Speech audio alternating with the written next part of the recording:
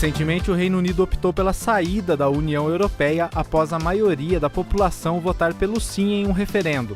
O processo de separação é longo, mas somente o desejo de saída já causou danos econômicos e dúvidas no campo social. É o que a gente vai entender um pouco mais hoje. E a gente veio até o Instituto de Economia da Unicamp para tirar as dúvidas sobre esse assunto. Eu converso com a Lídia. Lídia, obrigado por me receber aqui. Eu que agradeço pelo convite. Lídia, o que levou o Reino Unido a realizar o referendo? Olha, existe uma série de questões por trás desse referendo, tá? Tanto de questão econômica quanto política.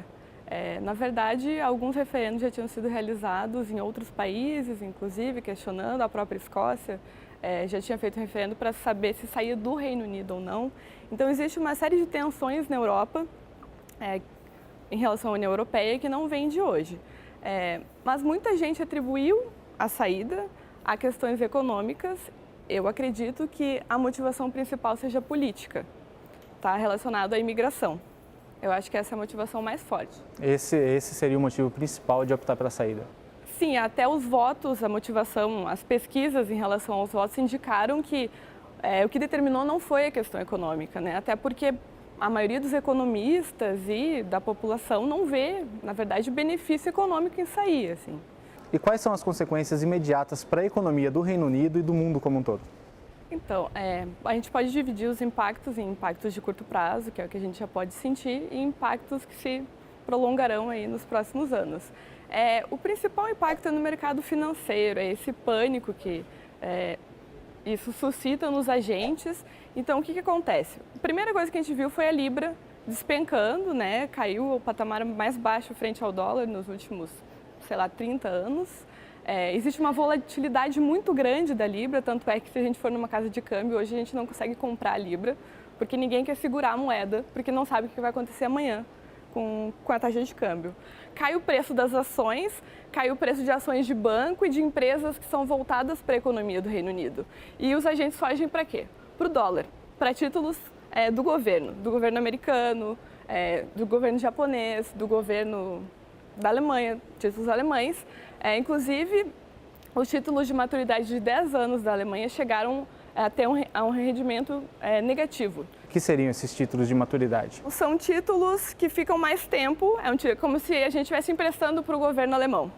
Isso é considerado... Se fosse o tesouro direto que a gente tem aqui no Brasil. Exatamente. É como o tesouro direto, só que desses países, da Alemanha e dos Estados Unidos, porque são economias consideradas fortes e no caso americano ainda tem o dólar, que é considerado a moeda mais forte. Então, é medo de perder, eles preferem pagar para reter um título, nesse caso porque tem um rendimento negativo, do que ficar com um título privado, por exemplo, de um banco da Grã-Bretanha. E no caso do Brasil, como que o real sente todas essas mudanças? O dólar se valorizou muito e a Libra caiu muito em relação ao dólar. Então, o Brasil ganha um pouco frente à Libra, mesmo que esteja perdendo, como a Libra se desvalorizou mais em relação ao que o dólar valorizou, o Brasil ganha nessa relação, ganha um pouco.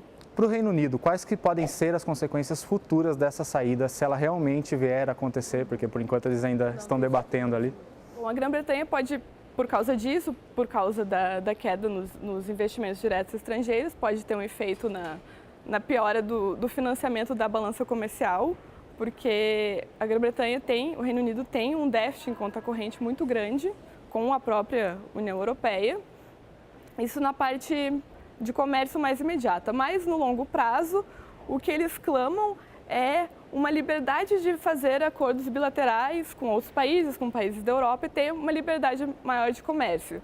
Só que ao mesmo tempo que eles têm uma maior liberdade, eles têm menor barganha, menor poder político. Então não necessariamente eles vão conseguir o que eles tanto querem, que é alguma vantagem maior no comércio. Outra questão muito importante é a questão da imigração.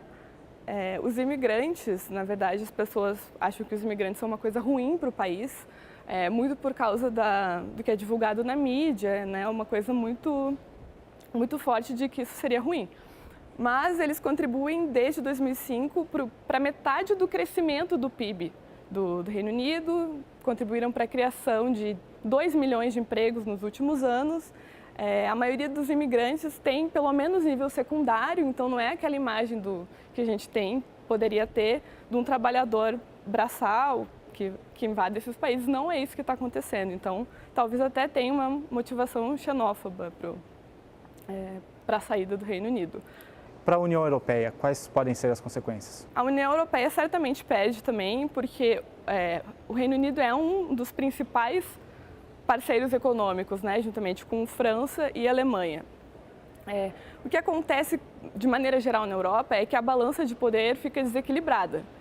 Porque nas questões sociais, que a França geralmente defende mais, tinha ali um equilíbrio com o Reino Unido, e nas questões econômicas, a Alemanha tinha uma negociação, um apoio do Reino Unido. Agora o que a gente vê é uma tensão maior entre França e Alemanha, que terão que ver como é que vão administrar a União Europeia para que não acabem correndo no fim do bloco, né? Para a gente encerrar, o euro, ele corre risco de desvalorizar até um ponto que ele possa deixar de existir? Num primeiro momento, eu arriscaria dizer que não, porque o euro também desvalorizou nesse primeiro momento, mas não tanto quanto a Libra.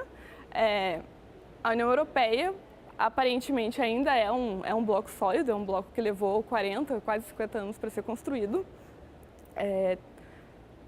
Alguns países, inclusive a França, a maioria da população acha que, um pouco mais da metade, imagino eu, acha que não é bom para o país, mas vários outros países, como a própria Itália, que inclusive sofreu durante esse processo, acha que foi uma coisa boa, que a situação da Itália é melhor dentro da União Europeia do que fora. Então, eu imagino que não chegue a um fim num futuro próximo.